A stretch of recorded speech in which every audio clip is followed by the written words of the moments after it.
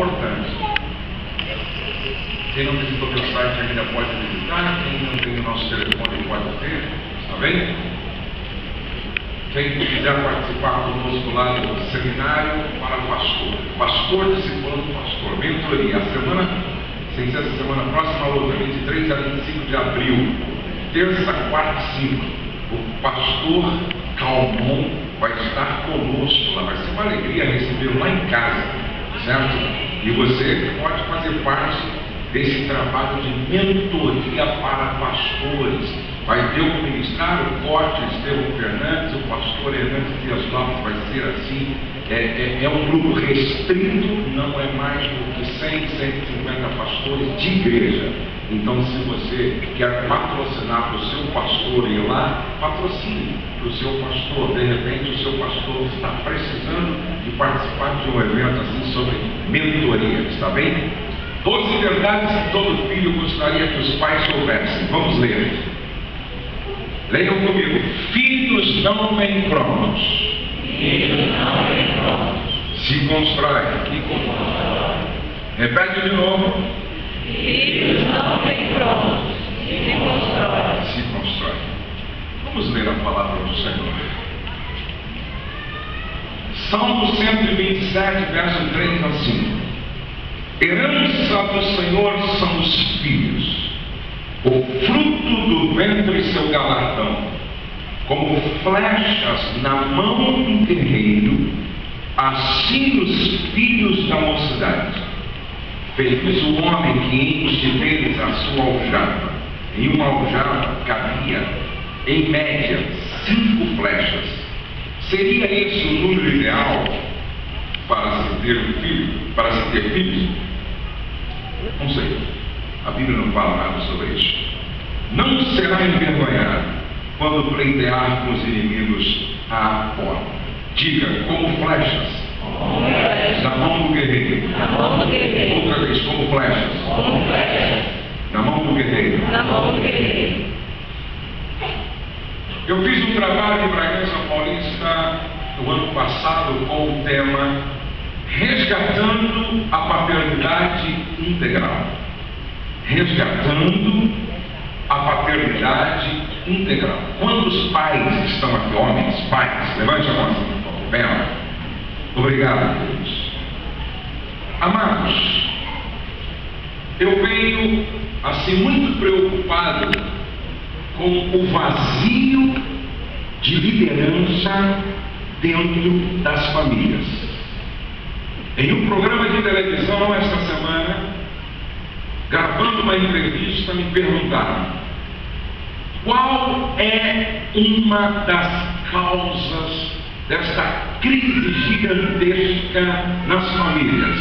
Eu diria a ausência do homem como líder, como sacerdote, como pai. Preste atenção que a Bíblia diz como flechas na mão do guerreiro. Cada filho é uma flecha. Eu sou o guerreiro. Então lá na minha casa, a Letícia, uma flecha. O Douglas, outra flecha. O Pedro, outra flecha. Passa assim, por favor. Imagine uma flecha nas suas mãos. Antes eu vou perguntar, quantas flechas você tem em casa? Quem tem uma flecha em casa, levante a mão. Quem tem 2, levante a mão. Quem tem 3 flechas, levante a mão. Quem tem 4 flechas, levante a mão. Quem tem 5 flechas, levante a mão. Quem tem 6 flechas, levante a mão. Meu Deus. 7 flechas, levante a mão. Só. Quem tem 8 flechas, levante a mão. Quem tem 9 flechas? Meu pai teve 9 flechas. 10 flechas. Já não temos mais guerreiros como antes. Passa assim, não. Presta atenção, isso é muito sério. Dá para todo mundo fazer. É um exercício. Só para a gente assim. não dormia, na verdade. Alguns. Faça assim, por favor. Doidinho pra Diga, terra. flechas foram feitas para serem lançadas, não para enfeitar as paredes da sala. Diga, filhos têm que ser preparados para sair, não para ficar. Vou lançar a nossa flecha agora. Letícia, Pedro, Douglas.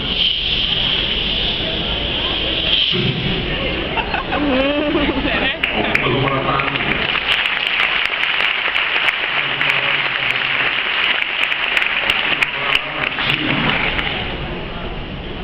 Agora preste atenção. Se eu sou o guerreiro, quem é que dá a direção para a flecha? Guerreiro. Quem é que define o alvo para a flecha? O guerreiro. Quem é que determina a distância que a flecha vai atingir? O guerreiro. Percebe a responsabilidade? Toda vez que eu leio esse texto e penso na responsabilidade do guerreiro, eu lembro, o destino da vida dos meus filhos, de certa forma, está nas minhas mãos. Isso é sério. O destino da vida do Douglas, da Letícia, do Pedro, de certa forma está nas minhas mãos, porque eu sou o guerreiro, cada um é uma flecha nas minhas mãos, e é o guerreiro quem determina o alvo,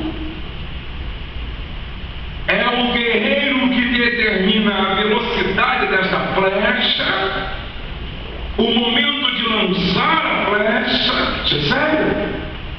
Outro dia eu abri o jornal e li assim: meu pai é pastor e eu sou prostituta.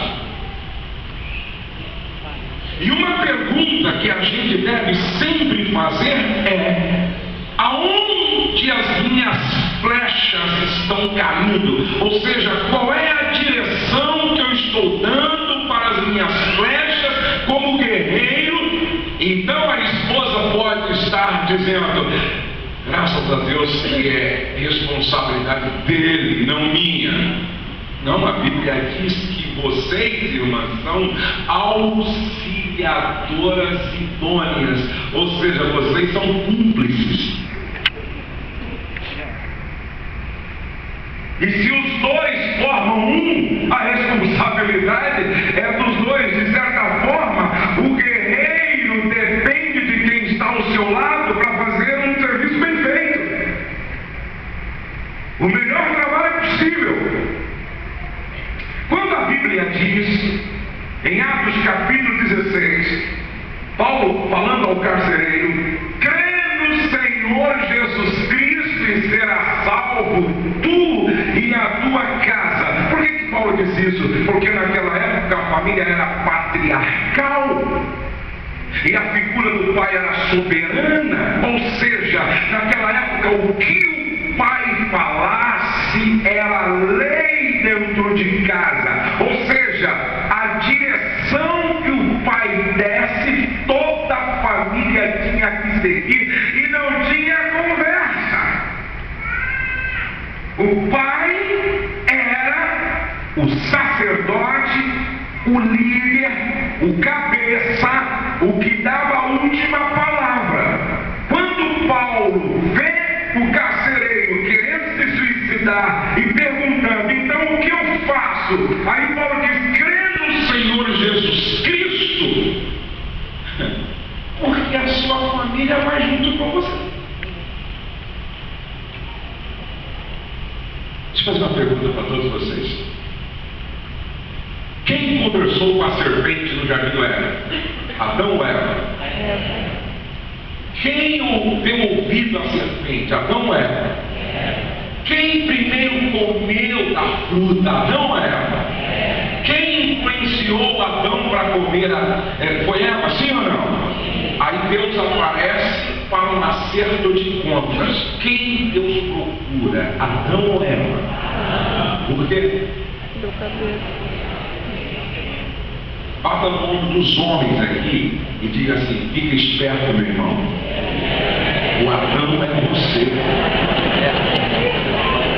Ué, eu sou homem agora? Fica esperto.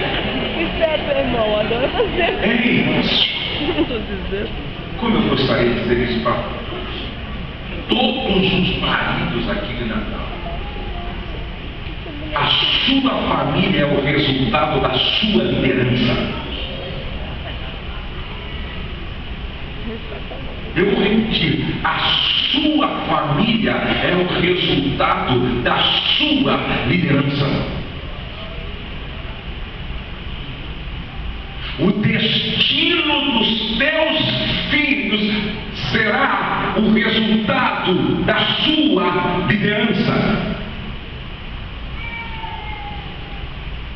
O inferno ou o céu pode estar dentro de casa, dependendo da postura, dependendo da força da liderança de um marido, de um pai.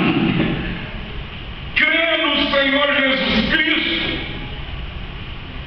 que se você for salvo, a força da sua liderança colocará toda a família dentro da arca que é Cristo. Mas hoje nós estamos vendo o contrário acontecer.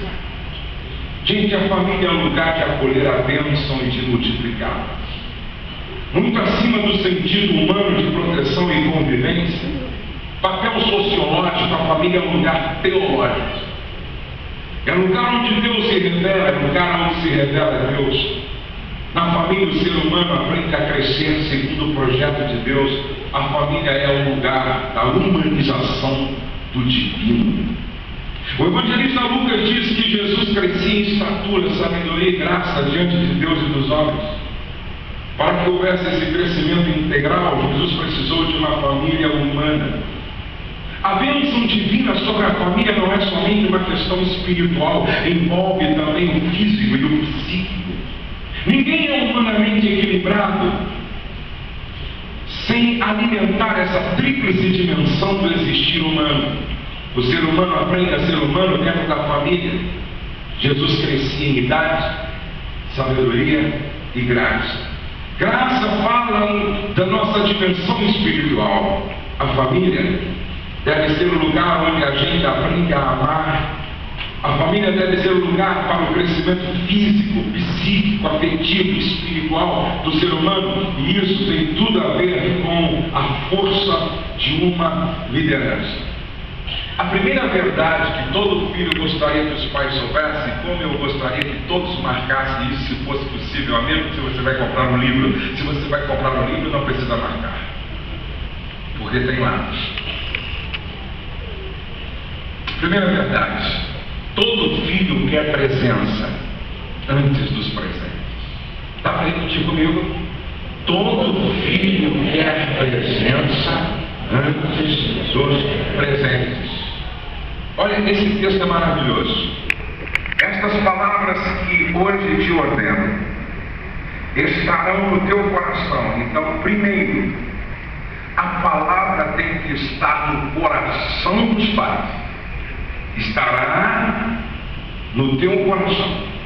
Tu as inculcarás a teus filhos, e delas falarás, assentado em tua casa, andando pelo caminho, ao deitar-te, ao levantar-te. Eu vou ler: assentado em tua casa. Você, por favor, completa com a palavra tempo. Vamos lá? Assentado em tua casa, andando pelo caminho, ao deitar-te, ao levantar-te. Juntos, vamos: assentado em tua casa, andando pelo caminho, ao deitar-te, ao levantar-te. Ao levantar-te. Não, só tempo, sabe? Só as mulheres, vamos lá: assentado em tua casa. Homens, andando pelo caminho. Mulheres, ao deitar-te, tempo. Homens, ao levantar-se, o que Deus estava dizendo para os pais israelitas: invistam tempo com qualidade na vida dos seus filhos. Um pai um dia entrou no quarto e pegou a filhinha tão pequena, ajoelhada e orando assim: ó Deus, faz de mim um aparelho de televisão, para que meu pai passe tanto tempo comigo como ele passa para a televisão. Ó Deus, faz de mim um aparelho de televisão, para que o meu pai ria comigo tanto como ele ri com seus programas de humor. Ó Deus, faz de mim um aparelho de televisão, para que o meu pai se preocupe tanto comigo como ele se preocupa com a televisão quando quebra. Ó Deus, por favor, me converte num aparelhão de televisão. Um dia, o pai, que era médico, chegou no consultório e disse assim para a secretária: dá uma olhada para mim quais são as pessoas que eu tenho que atender hoje. A secretária foi lendo os 9 horas fulano, 11 horas Beltrano, 1h30 Beltrano e 3h30 o seu filho. Quando a secretária leu o nome do filho dele, disse: meu filho, marcou uma consulta comigo.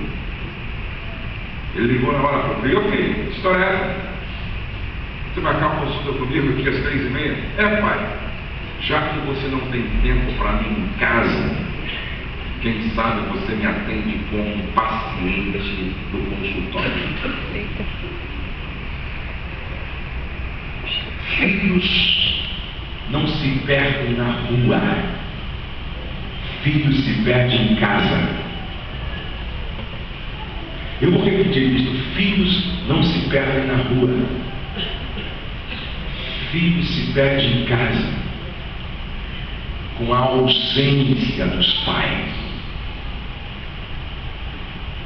O tempo é a prova do amor. Repete isso comigo: o tempo é a prova do amor. Quem ama deixa o seu mundo particular por um tempo para se preocupar com o mundo do outro. Segunda verdade que todo filho gostaria que os pais soubessem é que relacionamento vem antes de regras. Todo filho quer relacionamento antes de ouvir regras. Ninguém tem prazer de ouvir o outro que não se preocupa primeiro em construir relacionamentos. Veja o que a Bíblia diz: o homem de muitos amigos deve mostrar-se amigável, mas há um amigo mais chegado do que um irmão. Antes de qualquer coisa eu preciso ser pai. Antes de qualquer coisa a minha esposa precisa ser mãe. Mas eu preciso ser um pai amigo. Eu preciso ser um pastor. Eu preciso apacentar meu pequeno rebanho, e não tem como apacentar sem me preocupar em ser amigo. E amigo, leiam comigo por favor. Amigo é aquele que ouve, compreende, respeita, é solidário, confia, inspira confiança. Vamos ler mais forte, juntos, vai. Amigo é aquele que ouve, compreende, respeita, é solidário, confia, inspira confiança e compartilha sonhos. Quando eu ministrava há 23 anos atrás, eu nunca me esqueço, há 23 anos atrás, quando eu ministrei uma palavra semelhante a essa para uns 3, 4 mil pastores, e no intervalo eu fui ao banheiro, e quando eu entrei naquele banheiro coletivo, e e eu estava lá dentro de um dos banheiros, né, dentro do banheiro, e aí eu ouvi os outros pastores dizendo assim: é porque os filhos dele são pequenos, quero ver com esse menino crescer, o que ele vai ensinar. É assim, tudo comentando agora, e eu ouvi tudo. Quero só ver, claro, os filhos dele têm 3 anos, 2 anos, sei lá, mas eu quero ver quando esses meninos crescerem. Os meus meninos cresceram. Eu sou avô. E todos eles estão na casa de Deus, na presença de Deus. Vocês ainda vão conhecer o meu filho Douglas. Não é testemunho meu, é testemunho de uma igreja que tem mais de 600 membros. Todos os pais dizem assim para os seus filhos: seja igual ao Douglas, seja igual ao Douglas, seja igual ao Douglas, seja igual ao Douglas. O Douglas se tornou uma referência hoje na cidade, como jovem santo.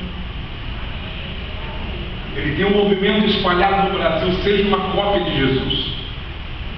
Meu filho cresceu. E se você me pergunta qual é um dos segredos, pastor, para os nossos filhos dar certo, seja um pai que ouve, compreende, respeita, é solidário, confia, inspira confiança e compartilha sonhos. A minha filha, quando ela tinha 13 para 14 anos, chegou para mim e disse assim: pai, estou amando. O quê? Pai, estou gostando do branco. E ela não tinha acho que 14 anos ainda, e o branco já tinha 19. Hoje ela é casada, já tem mais de 25 anos, ela tinha uns 13 para 14 anos. É interessante que o Douglas, quando ele tinha acho que 9 anos, sei lá, 8, chegou para mim e perguntou: seu pai, o que é masturbação? E aí? O Pedrinho, quando ele tinha mais ou menos 14 aninhos, eu cheguei em casa, peguei o computador dele, e quando eu dei uma olhadinha nos arquivos temporários, tinha um monte de endereços de sites de mulher pelada e tal. Caramba, meu filho. Chamei ele no quarto, porque ninguém tem o direito de expor ninguém à vergonha.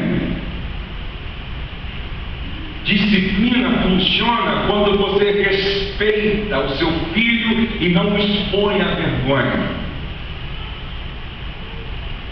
A disciplina é entendida como um ato de amor quando você aplica de forma sábia. Eu levei o Pedro para o quarto, fechei a porta,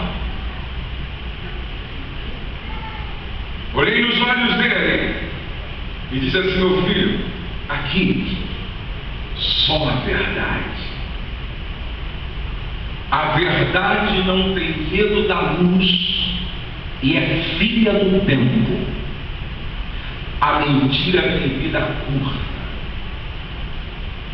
Os seus amigos estiveram aqui em casa esse final de semana, então eu vou te perguntar: quem acessou estes sites? Os teus amigos usando o teu computador ou você fez essa viagem imprópria?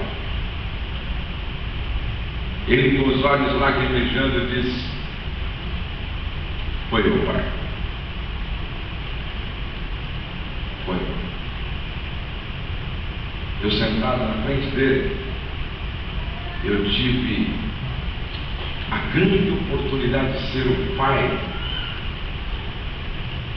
que eu gostaria de ter tido nesse aspecto da conversa. Eu abri a Bíblia, disse: filho, vamos pensar um pouco, conversar um pouco sobre pornografia. Eu ensinei meu filho. Eu mostrei para o meu filho. Eu conversei com o meu filho. E como um discipulador, eu disse: eu quero te ajudar, meu filho. Sabe por por quê, Pedro? Porque o pai também foi adolescente. E eu sei como é que funciona essa questão dos hormônios e das tentações nossas de cada dia. Filho, ninguém vence sozinho. Eu quero te ajudar e quero que você entenda que pornografia é a pior doença moral dos nossos dias. É a coisificação do ser humano. É a deturpação do sagrado. É algo que gera morte e não vida. Não te prejudica apenas hoje. Compromete sua vida sexual depois de casado. Então, meu filho, eu preciso te ajudar. Ele pediu perdão comigo a Deus. Li a Bíblia junto com ele. Orei com ele. E disse, a partir de hoje, eu quero te supervisionar. E gostaria que você deixasse tudo aberto no seu computador. E o teu irmão Douglas, que é o teu discipulador oficial na igreja, vai te ajudar também. Você é pai. Filho, vamos comigo trabalhar. No caminho, e aí meu filho, como é que está a tentação de ver mulher pelada no computador? Está acontecendo a masturbação? É assim. A minha filha Letícia, quando disse que estava amando, eu ministro para jovens. Eu trabalho com psicologia humana. Eu dou palestra há muito tempo para jovens. Conheço um pouco sobre puberdade, sobre pré-adolescência, adolescência final. Sentei com a minha filha, peguei um papel e fui desenhando para ela que é pré-adolescência dos 12 aos 15, adolescência dos 15 aos 18, 17, adolescência final a partir dos 18, e comecei a explicar para ela, e foi explicando que namoro é um fenômeno cultural, e fui explicando que é coisa de adolescente, isso passa e tal, papapá. Depois que eu terminei aquela aula personalizada, grátis, perguntei, e aí, minha filha? Pensei, ela desistiu. Depois da explicação tão clara, ela olhou para mim assim, com os olhos cheios de lágrimas, e disse, ele pode vir falar com o senhor à tarde?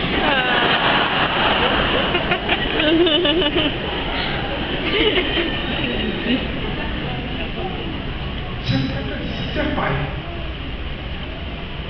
Não é à toa que hoje meus filhos são casados e qualquer decisão relevante eles conversam com o marido e ele com a esposa. Vamos falar com meu pai. Vamos falar com meu pai. Você é pai. Me lembro que eu estava conversando com o Douglas antes de casar na praia. Nós dois, a família toda lá na areia, eu e ele aqui na água. De repente eu olhei para ele assim e disse, Douglas, você é virgem? Ele já grandão e tal. Olha para o pai, você é virgem, meu? Ele disse, pai, ele tinha ido estudar nos Estados Unidos, e lá é um país liberal, voltou fazendo faculdade de psicologia, e sabe porque é um ambiente de faculdade, dentro da própria igreja não é fácil e tal. Você é virgem, Douglas? Ele disse, pai, eu sou, mas está difícil de segurar. Falei, a mesma, olha, ainda bem que a Valéria é crente pra caramba. Porque se não fosse a Valéria, talvez já não mais vivo. Mas a gente está segurando a onda, a gente está orando. Ele e a Valéria da faculdade. Aí eu perguntei assim, mas quanto tempo você está namorando com a Valéria? O pai já faz uns 3 anos. Eu falei, você ama ela? Ama. Você já orou para ver se é de Deus esse casamento mesmo? Amanhã? Já orei. Já conversaram sobre isso? Já. Aí ele foi surpreendido com uma pergunta do pai. Você quer casar? Ele novinho, tinha acho que 21 anos. Aí ele falou assim, você me ajuda? Ajudinha básica, pagar a faculdade dele e dela. Continuar pagando o carro dele, PVA, seguro, meio médico. Dá uma casa. Só me ajuda, mano. Legal. Você quer? Eu quero. Tem que perder para crente, tem que casar novo, pai. Senão o bicho pega. Ele é muito crente. Eu disse, eu vou te ajudar. Fala com a Valéria. Eu já pago essa faculdade mesmo. Eu já pago a dela também. Eu vou te ajudar, vou continuar pagando. Tem uma casa lá, você mora naquela casa lá. Os mortos acho que você vai ganhar tudo mesmo. Porque ele é cheio de conversa. De todo jeito assim, não é? Todo mundo gosta dele. Eu vou te ajudar. Aí eu até brinquei, falei, rapaz, assim, olha aqui. Na praia, conversando com ele. Falei, ó, eu vou ajudar você a casar. E quando você casar, eu vou patrocinar sua lua de mel. 7 dias. Lá no Nordeste. Aqui Um no hotel bem legal. Vou te pagar o avião, vou te pagar o hotel. Você namorar até afinar o pinto.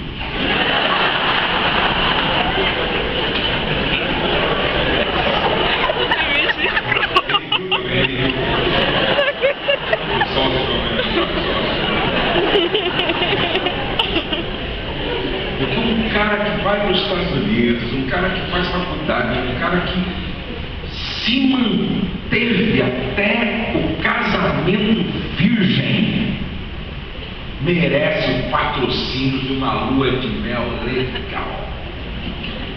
E ele casou virgem, e hoje ele tem um movimento, seja uma cópia de Jesus, e ele tem uma palavra sobre virgindade. Passa o dia no telão aqui para os jovens, muito legal.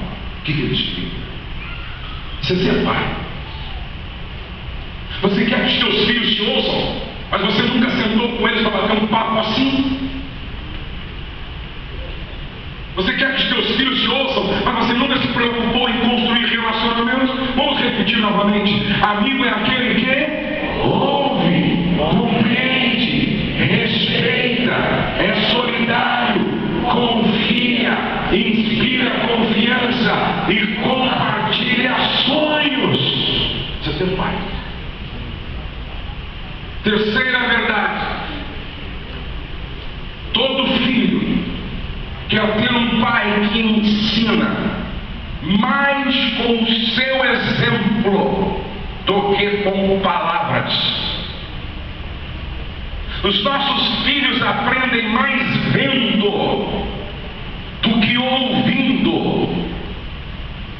Os nossos filhos aprendem muito mais observando do que ouvindo. O exemplo tem que validar as palavras dos pais. A autoridade é o resultado da coerência. A autoridade é o resultado da coerência entre ações e palavras. Nossos filhos são os nossos discípulos. Repetem comigo, por favor. Nossos filhos são os nossos discípulos. A palavra discípulo deu origem à palavra disciplina, discipulado. Ou seja, o que é ser um discípulo? É aquele que segue aprendendo e aquele que aprende seguindo. É o que segue aprendendo e o que aprende seguindo. Isso é ser discípulo. Agora, qual é o propósito final do discipulado? Qual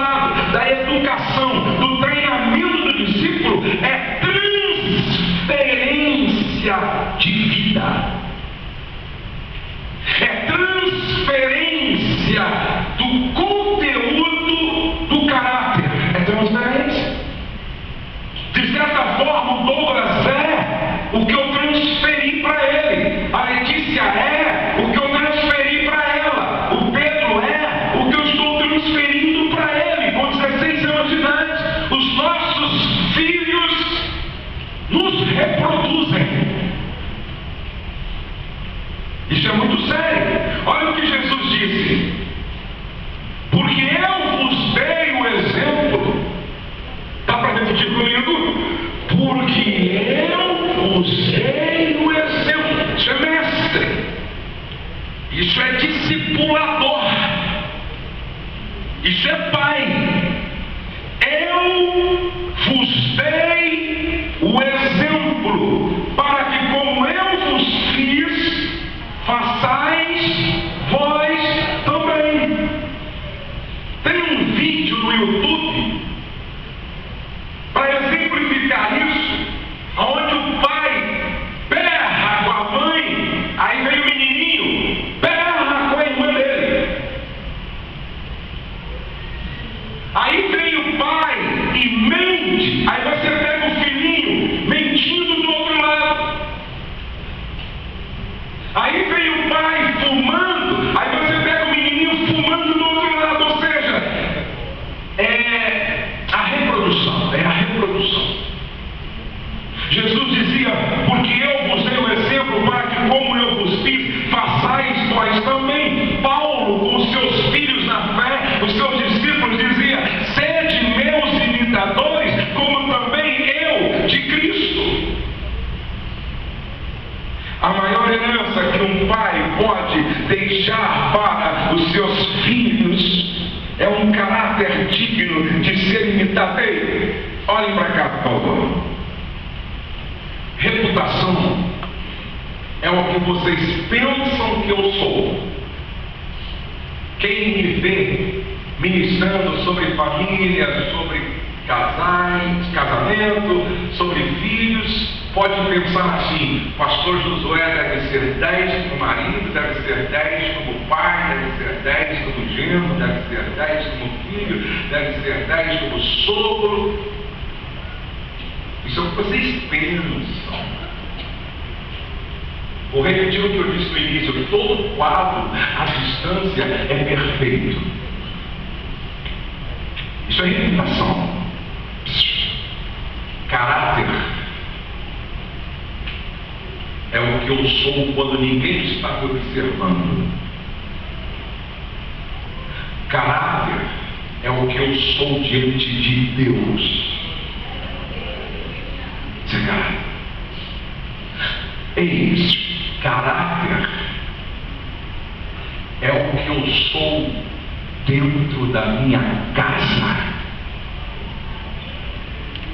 Você é aquilo que é quando tira a farda, a vestimenta. Abra sua Bíblia e vamos ler o texto que eu falei sobre ele no primeiro dia, 2 Reis, capítulo 5. 2 Reis, capítulo 5. Naamã, comandante do exército do rei da Síria, era grande homem diante do seu senhor e de muito conceito, porque por ele o Senhor dera a vitória à Síria. Era ele herói da guerra, porém leproso.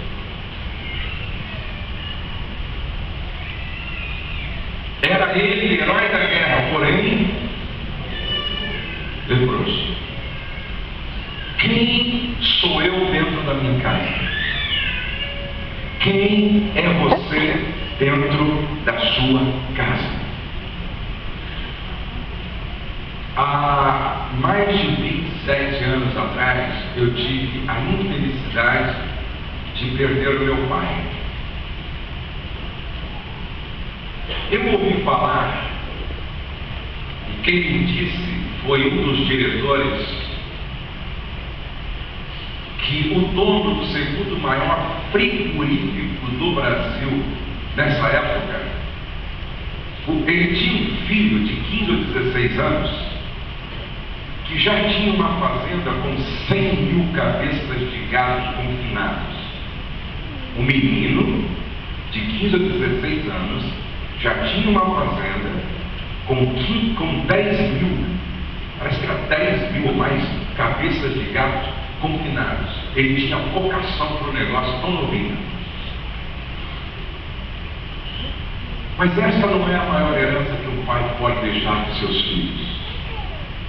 Meu pai morreu num acidente de automóvel, como eu disse, e no dia do seu funeral, ou no dia do velório e do funeral, que aconteceu logo em seguida, eu fui o último a falar.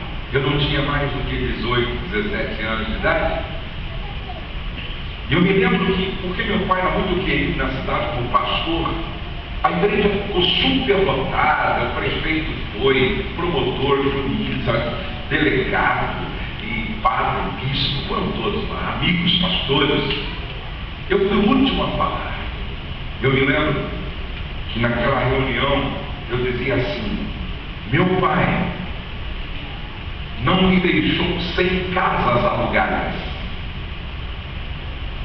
não nos deixou uma fazenda com milhares de cabeças de gado, não nos deixou 10 milhões de dólares aplicados na bolsa de valores, mas ele nos deixou aquilo que não tem preço. Ele nos deixou aquilo que não dá para enterrar junto com o que morreu. Ele nos deixou um caráter digno de ser copiado.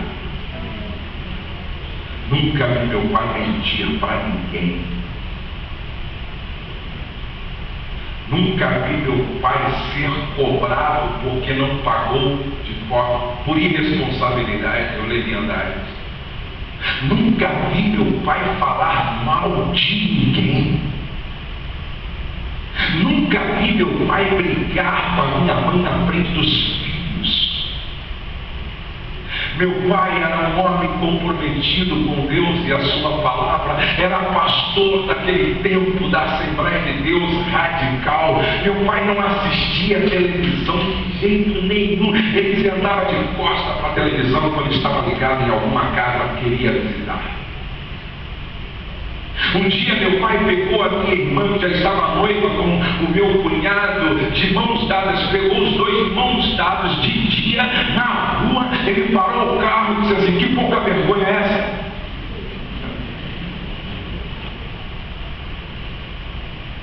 Nunca vi meu pai falar um palavrão, nunca vi meu pai no trânsito xingar alguém, nunca vi meu pai alterar o velocímetro do carro para vender mais fácil, nunca vi meu pai subornar o guarda, nunca vi meu pai subornar o fiscal, nunca vi meu pai roubar a energia da rede elétrica fazendo um gato ou água da Sabesco, da empresa de água, nunca vi meu pai agir de forma desonesta, leviana, imoral, nunca.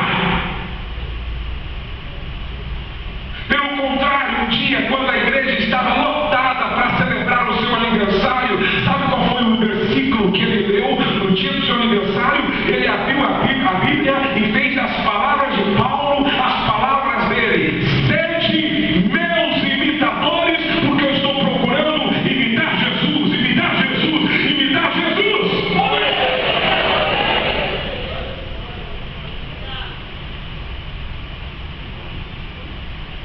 Quando os teus filhos pensam em verdade, eles lembram de você, porque você só trabalha com a verdade. Um dia perguntaram assim: ô pastor, onde é que nasce um corrupto? Em Brasília? Não. O corrupto nasce dentro de uma casa quando o filho vê o pai mentindo. O corrupto nasce dentro de uma casa quando o filho vê o pai comprando um CD pirata. E tem pai que leva o filho para a feirinha ainda, ou então paga esse pessoal que vende aí no restaurante ou na rua, e você tem aí aquele pior que é crente, porque só pirateiam CD de evangelho porque tem crente que compra. Ah, você tem aquele filme Tropa de Elite? Ah, tem quanto? 5 contos. Aí a gente vai aí, filho. O original tá 70, aqui eu paguei 5, ó. Está formando um corrupto criminoso dentro de casa.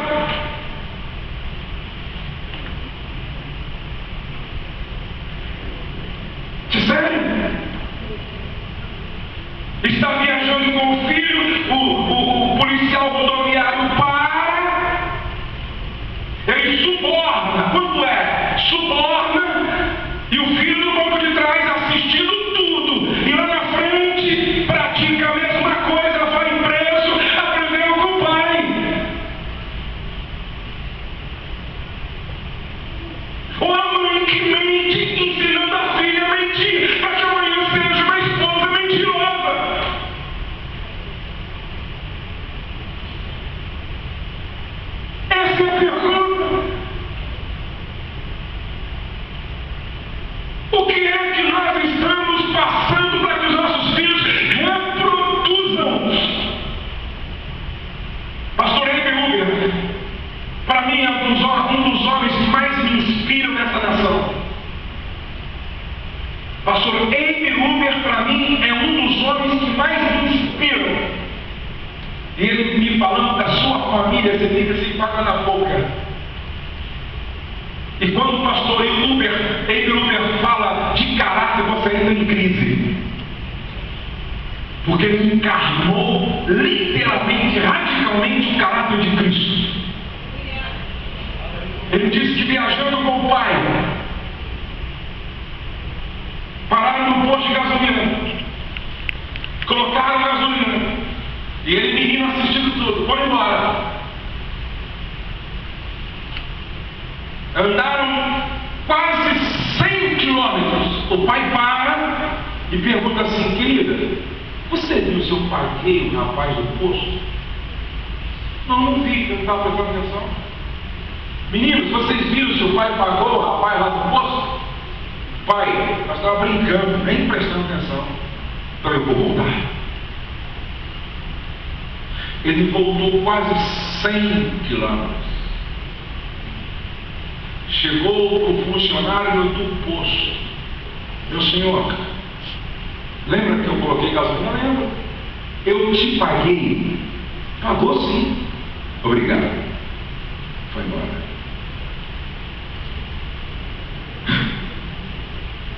Se fosse você voltava? Puxaria o telefone do curso. Puxaria o telefone do curso. Gandhi, quando recebeu alguns evangelistas para falar de Jesus para ele, sabe o que ele disse? No Cristo que vocês pregam, eu acredito. Eu tenho dificuldade para acreditar na vida que vocês cristãos vivem. Isso é forte. Eu estava lá em Israel, levei um amigo pastor Lúcio aqui de Maceió, que é um homem muito íntegro também, e eu me lembro que ele estava subindo com a gente lá para ver Massada. No caminho ele tentou comprar uma água, mas não tinha trocado, não sei o que houve, e era uma água, não dá para passar o cartão. E aí eu disse: não, pastor, o que é isso? Toma $2 aqui, paga a água. Ele pegou os $2 e pagou a água. E aí então, tempo passou, a gente está saindo do hotel para ir para o aeroporto e voltar para o Brasil. E quando a gente está saindo do hotel junto, ele meteu a mão no bolso, pegou $2 e disse: pastor, estou lhe devolvendo os $2. Eu disse: pastor Lúcio, pelo amor de Deus, a água está paga, esquece. Não. Josué, vem aqui. A questão não são os $2. A questão é o princípio. Quem pegou deve devolver. Então, aprendi a lição. Pegou o CD, devolve. Pegou o DVD, devolve. Emprestou 30, devolve. A questão aqui não são os 30, não é um DVD, um CD. Aqui é a questão do princípio, da integridade, do caráter. Na sua casa só se trabalha com a verdade. Quando os seus filhos pensam em fidelidade, lembram de vocês? Quando os filhos pensam em justiça, lembram de vocês? Quando os filhos pensam em honestidade, lembram de vocês? Quando os filhos pensam em comprar e pagar no dia certo, na hora certa, lembram de vocês? Quando os filhos pensam em nome limpo, lembram de vocês? A maior herança que eu posso deixar para a Letícia, que eu posso